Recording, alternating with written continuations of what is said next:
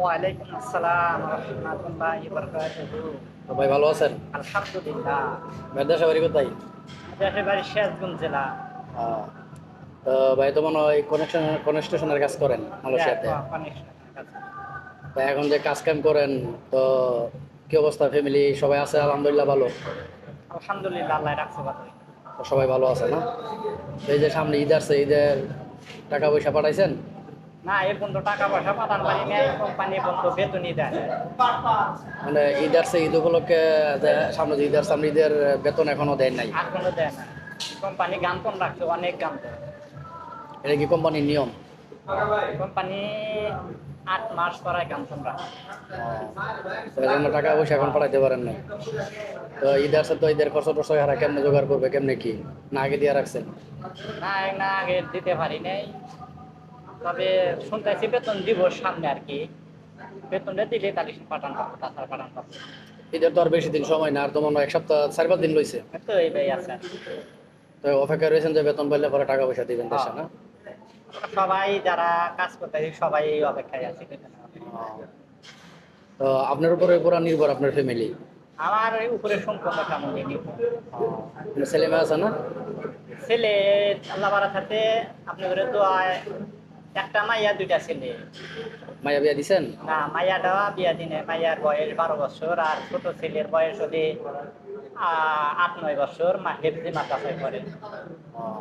তো এখন আপনি যে টাকা এখানে ইনকাম করতেছেন, তো এই টাকা দিয়ে আলহামদুলিল্লাহ কি ফ্যামিলি ভালো চলতেছে নাকি না কষ্ট হয়ে যাচ্ছে? আমি এই টাকা দিয়ে আল্লাহ বাড়া থাকতে আমি যে কাজ কাম করতেছি ফ্যামিলি চলে আর কি।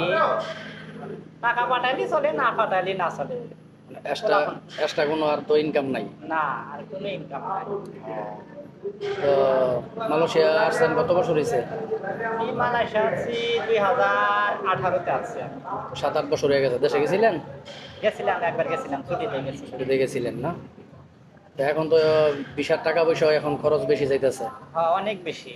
ইপিএফ এর টাকা, সরকারের ইপিএফ এর টাকা হ্যাঁ, সহ সব মিলে অনেক টাকা বেশি যাইতেছে। তো তারপরে তো মোটামুটি আলহামদুলিল্লাহ আছেন ভালো।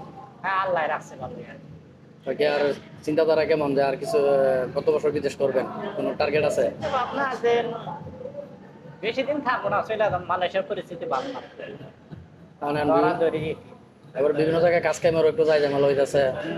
বেতন টেতন অনেক সময় পাওয়া দিনে যাইতেছে না। কাজ করে এই জায়গায় আমি অলরেডি 4 জায়গায় না 5 জায়গায় বেতন ধরা গেছি। কাজ করলে বেতন দেয় না। বেতন মার খেয়েছেন? অনেক বেতন রাখিয়েছি। বেতন মার খেলে তো সমস্যা। বেতন দেয় না। ধরেন 1 বছর কাজ করলে গেলে ওখানে বেতন দেয় না। অমুক হয়েছে নানান সমস্যার দিকে বেতন দেয় না। না পেলে। তো যারা নতুন আসতেছে তারার ব্যাপারে কিছু বলবেন? আমার পক্ষে, আমার জ্ঞানে যেন কয় মালয়েশিয়া পরিস্থিতি হিসাবে না আসাদই উঠবো। আমার জ্ঞানে যেন কয় এখন হ্যাগোর গান কি পরিস্থিতি তা বলতে পারবো না। তবে মালয়েশিয়াটাও না আসাটাই ভালো, শতগুণে ভালো মালয়েশিয়া না আসা। এটা তো এই দেশে যে পরিশ্রম করা লাগে, বাংলাদেশে এই পরিশ্রম করলে কিন্তু এর চেয়ে ভালো টাকা ইনকাম করা যায়। এর থেকে ফ্যামিলিটাও না থাকা হারবো, এর থেকে ভালো গুণে থাকা হারবো।